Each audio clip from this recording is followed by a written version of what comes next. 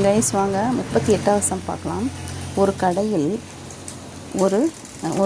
ஒரு வியாபாரி கீழிருந்து மேலாக முதல் வரிசையில் 10 ஆப்பிள்களும், இரண்டாவது வரிசையில் 9 ஆப்பிள்களும், மூன்றாவது வரிசையில் 8 ஆப்பிள்கள் அந்த மாதிரி ஏன்னா கடைசி வரிசையில் ஒரு ஆப்பிள் உள்ளது எனில் அவ்வரிசையில் உள்ள மொத்த ஆப்பிள்களின் எண்ணிக்கை எத்தனை அப்படின்னு கேட்குறாங்க. என்னன்னு கேட்குறாங்க. சரிங்களா?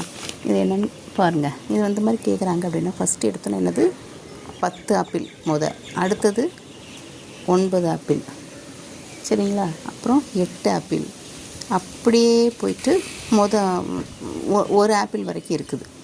சரியா? இந்த மாதிரி கொடுத்தாங்கன்னா இது நேச்சுரல் நம்பர்ஸோட கூடுதல் மாதிரி இருக்குது. மொத்த ஆப்பிள் கேட்குறாங்கன்னா நேச்சுரல் நம்பர்ஸ் கொடுத்து அதனோட கூடுதல் காட்டுற மாதிரி. அதுக்கான ஃபார்முலா என்னன்னு கேட்டிங்கன்னா n/n+1/2 இவ்வளோதான். சரிங்களா? இதில் நம்ம சப்ஸ்டியூட் பண்ணி போயிட்டே இருக்கவங்க. இப்போ என்னன்றது n இதில் வந்து லாஸ்ட் நம்பர் தான் n நமக்கு எப்பயுமே. சரிங்களா? இதுதான் இப்போ என்னன்றது வந்து n = 10. அப்போ 10ன்னு போட்டிங்கன்னா 10 × 10+1 ÷ 2. சரிங்களா?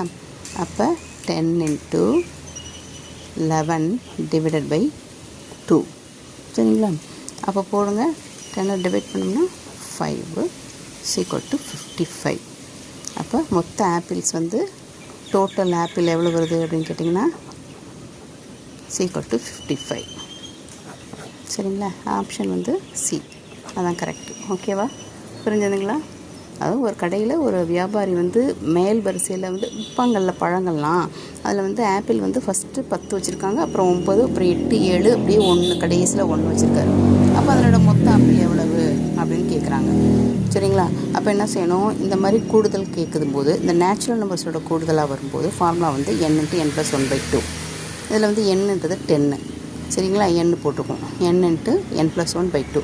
இப்போ 10 × 11/2 அடித்தோன்னா 5 × 11 55 ஆப்பிள்ஸ். ஓகேவா? Thank you guys. லைக் பண்ணுங்கள், ஷேர் பண்ணுங்கள், சப்ஸ்கிரைப் பண்ணுங்கள். ஓகே.